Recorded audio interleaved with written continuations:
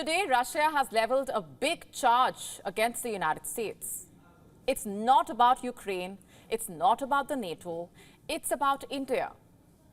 Russia claims that the US is trying to unbalance India's internal political situation. Now, that's a big charge. The Russian Foreign Ministry spokesperson, Maria Zakharova, has said, and I'm quoting, the US continues to make unfounded accusations about religious freedoms in India. The US simply did not understand the national mindset and the historical context of the development of the Indian state, nor do they respect it, quote unquote. I'm quoting further.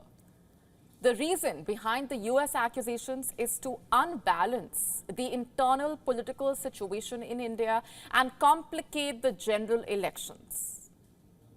Quoting further, we believe that it stems from the neo-colonial mindset of the US. And she did not stop there, by the way. The Russian diplomat also trashed allegations of India's involvement in a foiled plot to kill Khalistani terrorist Gurpatwant Singh Pannu.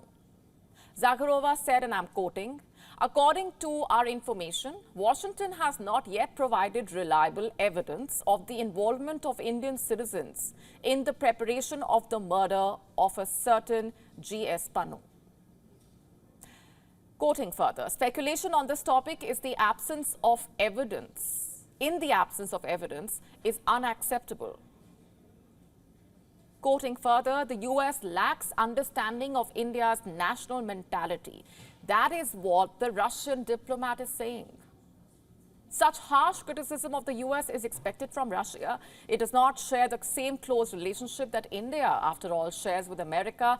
Yet, even with close ties, isn't there some truth to the fact that the US maybe lacks a deeper understanding of India?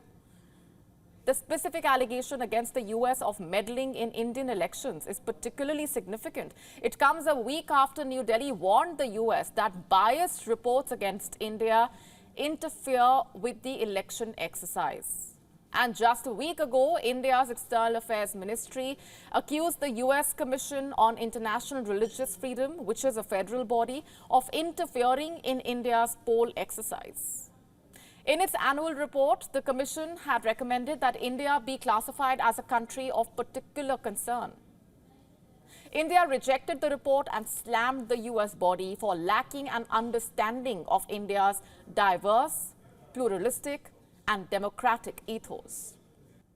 A week before that, the US State Department's report on human rights had accused India of similar violations. Then too, India had rejected the report. It had rejected the report, calling it deeply biased. The largest democratic exercise in history is unfolding in India. Yet, the Western media, blinded by its self-serving agenda, fails to recognize its significance. They even dare to doubt the integrity of India's electoral process. Have a look at the visuals on your screen. In India, elections are a celebration of democracy. From remote forests to isolated islands, polling officials travel across the length and breadth of the country to ensure that every citizen can exercise their right to vote. Does this smack of a country in peril? Citizens flock to the polling stations in droves, determined to choose their political representatives. Yet, American media shows a blatant bias, distorting the truth about India. Let me illustrate this with a recent incident. In a press briefing, a US State Department spokesperson was asked if the US would send election observers to India. What was the response? Advanced democracies like India don't need such scrutiny. But it's the reporter's question that reveals the depth of bias. Some American outlets even doubt the fairness of Indian elections, while the US itself witnesses shrinking voting booths and drop-off centers. Contrast that with India's reality.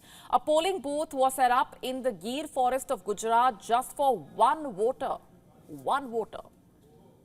And take the example of voting on the Great Nicobar Island, where 7 members of the vulnerable Shompen tribe cast their ballot for the first time.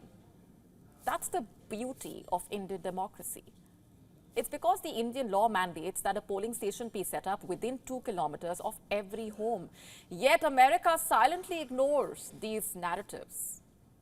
This is undeniable proof of America's ignorance, its failure to comprehend India's spirit, its history, its culture, its aspirations. By fixating on sensationalism, they perpetuate harmful stereotypes. Underreporting is also a form of discrimination.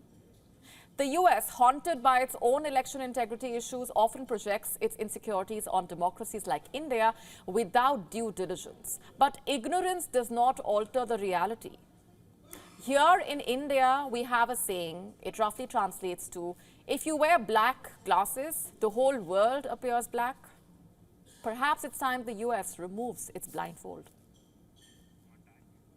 To stay up to speed with the latest news, download the WION app and subscribe to our YouTube channel.